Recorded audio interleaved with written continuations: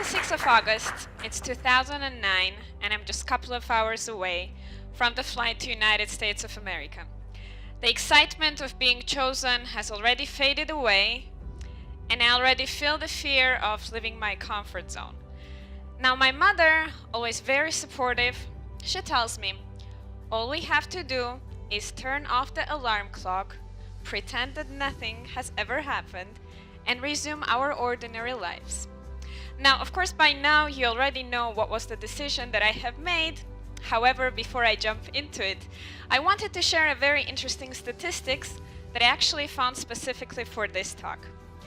Up to 1 million students on a yearly basis travel to the United States as part of exchange programs or various international programs to pursue their studies in the United States.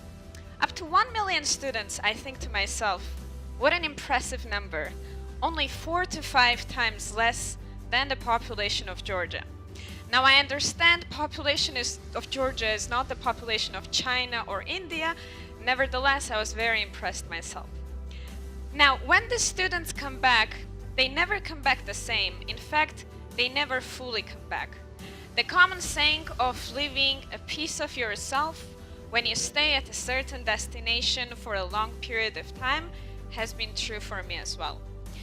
However, at the same time, there are a number of pieces that you regain instead. And I would like to talk about 3 pieces that I have regained as part of the exchange programs. Now, in order for me to prepare the speech that I would like to deliver today, I actually decided to go through some of the journals that I was writing as part of the exchange programs. And one of the excerpts has especially stood out. I'm sitting in front of the Mississippi River, the same Mississippi River I used to once read about when I was a child, and I'm thinking to myself about all of the changes that have occurred to me. I remember as a young teenager not willing to go down the store because I would have to have a certain interaction with one cashier. Now fast forward a couple of years, and I'm extremely excited to meet as many students as I can possibly meet, even if it would mean that I'd have only a 40 seconds interaction with them at the elevator when I'm going up the 4th floor of my dormitory building.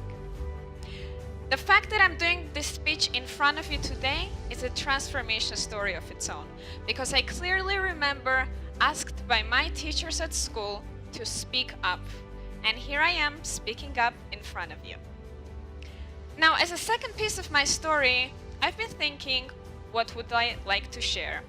First, I was considering sharing the idea of the new ideas coming to you as part of the exchange programs, but then I decided to talk about new connections, because by the end of the day, new ideas are not as worthy if the new connections are not being made.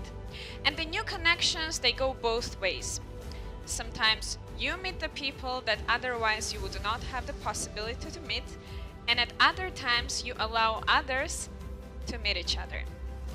I remember introducing my Georgian friends to my Japanese friends, my Georgian friends to my Spanish friends, so on and so forth. However, there's two stories that I would like to share. I remember getting a selfie of my Portuguese friend with a Georgian friend of mine because they randomly met at a flat party. They started to talk about Georgia, and I came up. And I was happy because I felt that I was part of the interaction that has happened.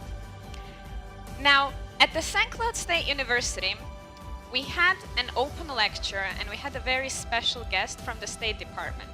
The second part of the lecture was supposed to be about the exchange programs. So as being an exchange student myself, of course I decided to attend the talk. After the talk, I decided to speak with the speaker, and there I am astonished because the speaker tells me that approximately at the same age he has traveled to Georgia, and there he was sharing the stories of his experience while visiting the Gonio fortress.